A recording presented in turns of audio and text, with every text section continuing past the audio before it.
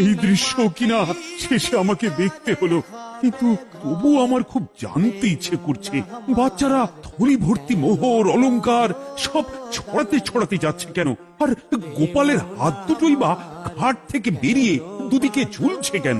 মহারাজ, আর একটা ব্যাপার কি আপনি লক্ষ্য করেছেন? কি কি বলতো? গোপালের দেহ কারা কাঁধে করে নিয়ে যাচ্ছে? হ্যাঁ হ্যাঁ, ওই তো মন্ত্রী, সেনাপতি, জ্যোতিষী আর পণ্ডিত। আসলে গোপালের এই শেষ যাত্রা আমাদের কিছু শিক্ষা দিয়ে যাচ্ছে মহারাজ।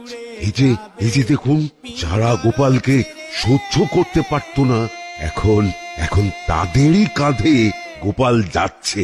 তার মানে শেষ পর্যন্ত কেউই কারোর শত্রু থাকে না, সবাই মান অভিমান ভুলে কাঁধে কাঁধ মিলিয়ে পার করে দেয়। আর ওই যে মোহর আর অলংকার